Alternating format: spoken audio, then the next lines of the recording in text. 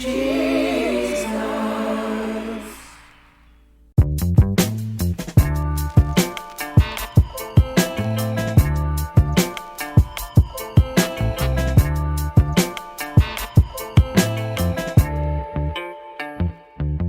Bonjour et bienvenue sur Empower Her. Je suis Lise Marie et je suis tellement heureuse d'enfin lancer ce podcast et de t'accueillir personnellement ici.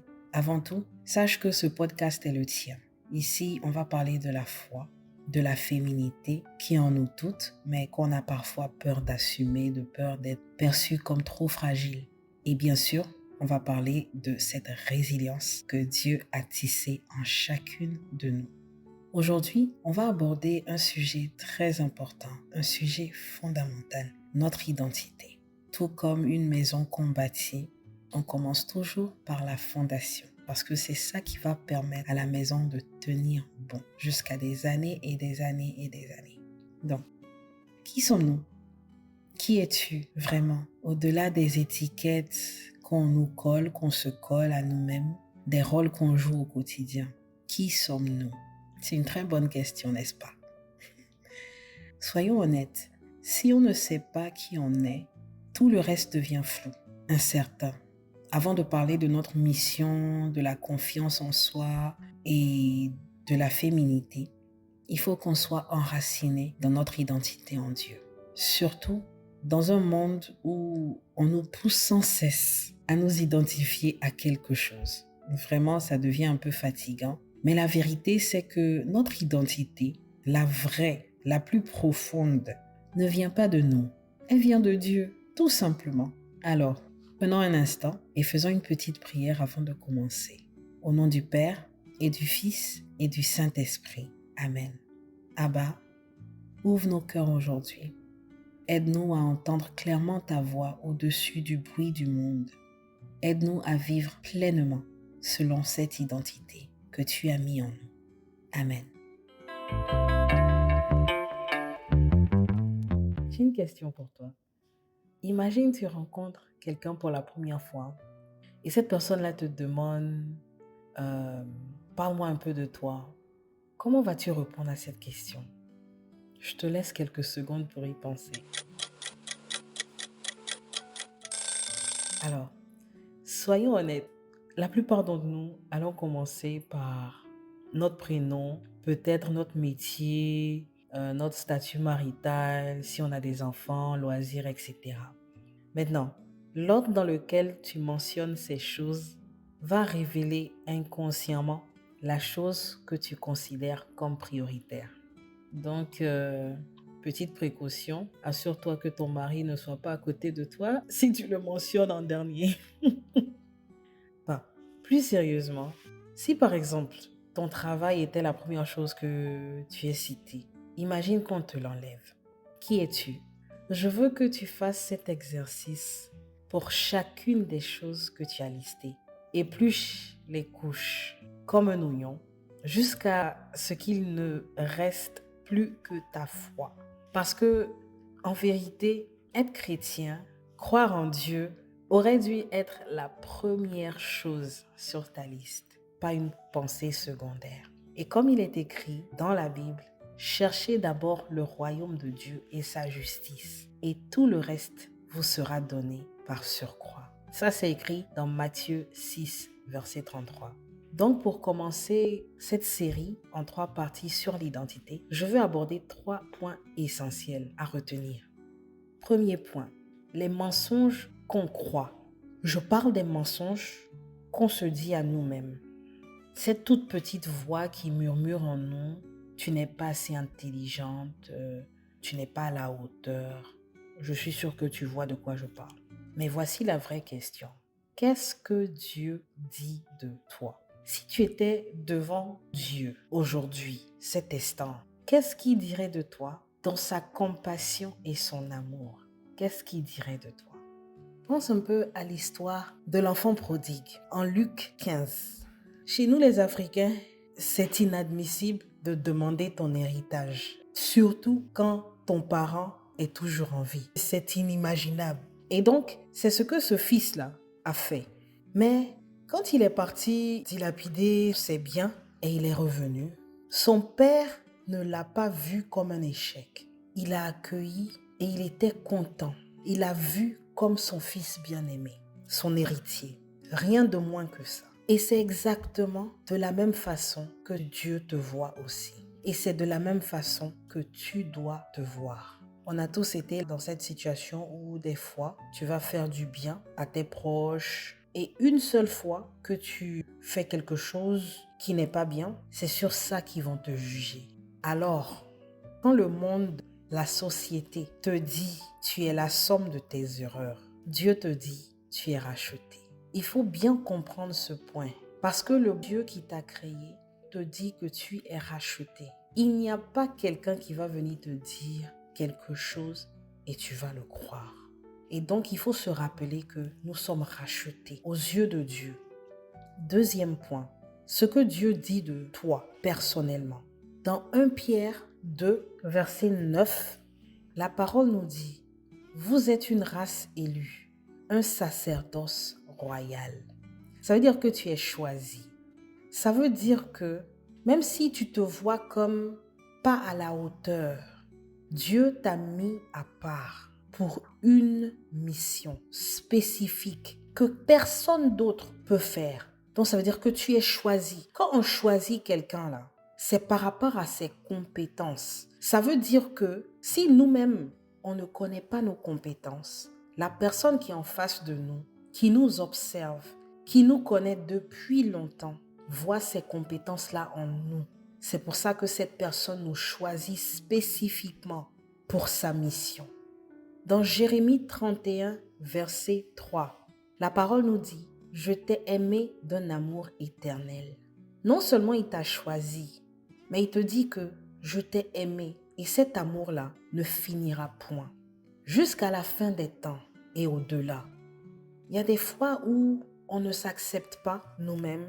On regarde dans le miroir et on dit « Mais qu'est-ce que j'ai foutu avec ma vie? Toute ma promotion m'a dévancé et me voilà, moi je ne fous rien. » Le Seigneur dit que son amour te suffit et son amour est éternel. Ça veut dire que même si toi-même tu ne t'aimes pas, il y a quelqu'un qui t'aime. T'aime à la folie. Et aussi, tu dois essayer de t'aimer d'abord. De la même manière que Dieu te voit, tu dois faire l'effort de te voir de la même façon. Dans Éphésiens 2, verset 10, le Seigneur nous dit « Tu es mon ouvrage, créé en Jésus-Christ. » Ça veut dire que tu suffis. La personne que tu es suffit aux yeux de Dieu. Même si toi tu ne le penses pas, même si tu ne le vois pas encore, c'est pas grave. Mais la parole nous dit que tu suffis à ses yeux. Et le Seigneur n'est pas un homme pour mentir. Il ne ment jamais. Si tu bégais, tu louches, tu boites, tu es anxieuse, tu as peur, c'est pas grave. Dieu dit que tu suffis à ses yeux. Ne t'inquiète pas pour ce que les gens autour de toi pensent ou même ce que toi tu penses de toi-même. Parce que c'est déjà faussé. Les personnes qui vont te critiquer autour de toi, ils ne t'ont pas créé. Ils ne sont ni ton père ni ta mère. Donc, ils ne te connaissent pas. Là maintenant, Dieu qui te connaît même au-delà de comment tes parents te connaissent là, lui il te dit que tu suffis. Et donc, il faut prendre ça. Mets ça comme ceinture. Et puis, marche la tête haute. Parce que c'est de ça qu'il s'agit. Dans Isaïe 43, verset 1, Dieu nous dit « Je t'ai racheté, je t'ai appelé par ton nom, tu es à moi. » Mais attends, c'est tellement beau à entendre. Il te dit que tu es racheté. Le sang qui a coulé sur la croix là, c'est pas pour rien. Je t'ai racheté, je t'ai appelé par ton nom, tu es à moi. Il y a une chanson à l'église qu'on chante « Je t'ai appelé par ton nom.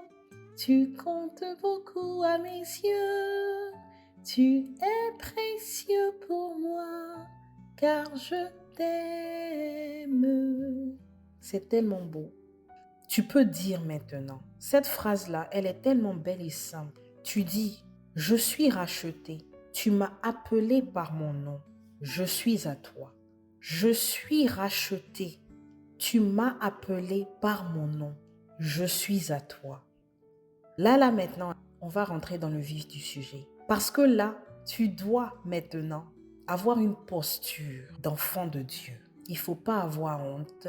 Il ne faut pas être anxieuse. Parce que tu sais qui est devant toi. Tu sais qui est derrière toi. Tu sais qui est à ta gauche, qui est à ta droite. Enfin, toute la cour céleste même est avec toi. Et donc, tu as peur de quoi, maman?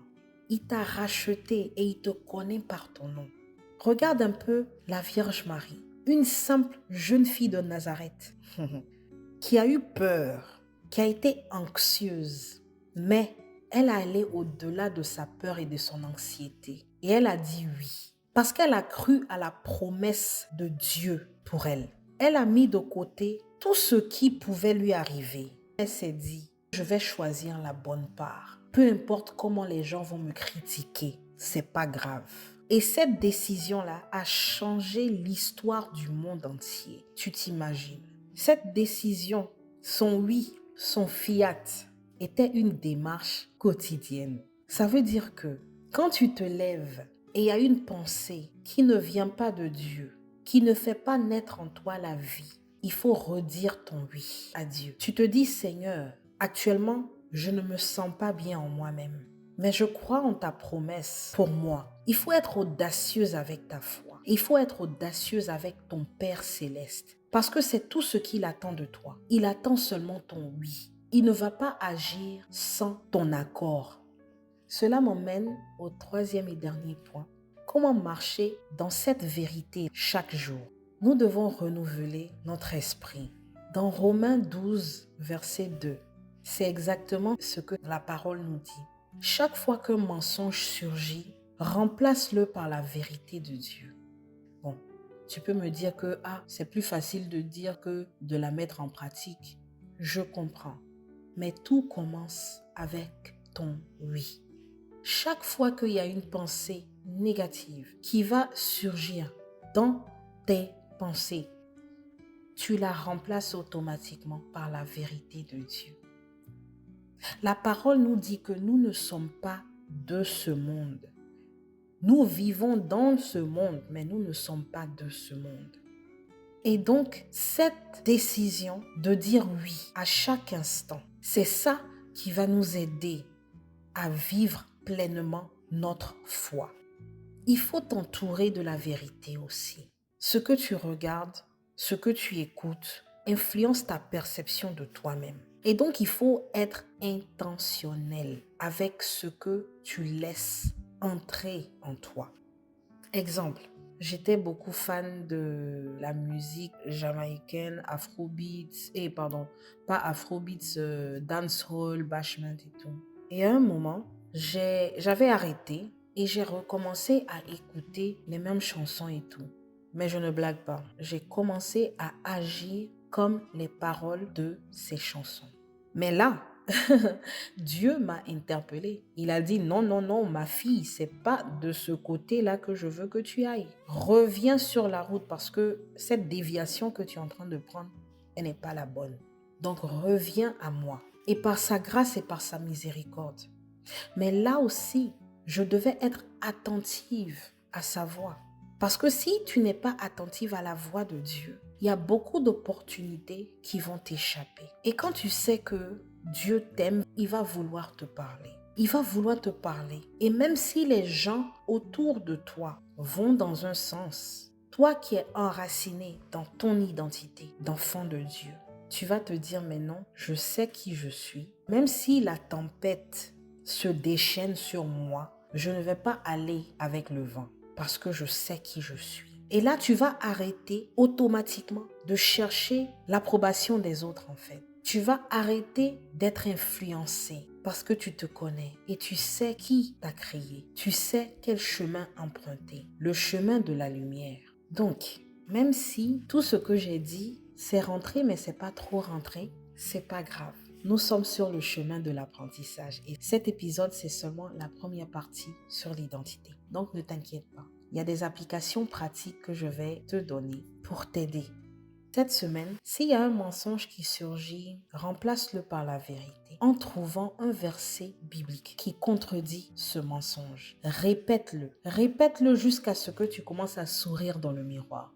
Répète-le jusqu'à ce que la flamme qui est en toi grandisse. Tu peux aussi commencer ta journée avec une prière d'identité. Exemple, une prière simple et sincère. Un peu comme Seigneur, rappelle-moi qui je suis en toi. C'est tellement simple et c'est tellement sincère. Mais il faut dire ça avec foi. Seigneur, je ne veux pas oublier qui je suis en toi. Le Seigneur, il veut qu'on l'adore en vérité. Il veut qu'on le prie en toute sincérité, comme des enfants.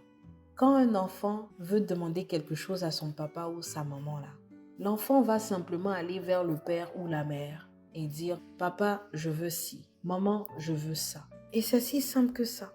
Je veux aussi que si tu te trouves en train de murmurer en toi-même que « Ah non, je ne peux pas faire ça. Oh là là, j'ai tellement peur, j'ai ci, j'ai ça. » Tu attrapes ce mensonge-là et tu le fouettes. Quand je dis tu le fouettes avec la vérité. Tu dis « Seigneur, tu m'as appelé, tu m'as équipé. » Tu dis « Seigneur, je ne suis pas digne. Mais ta parole me dit que tu m'as racheté. Ta parole me dit que je suffis, même si j'ai peur.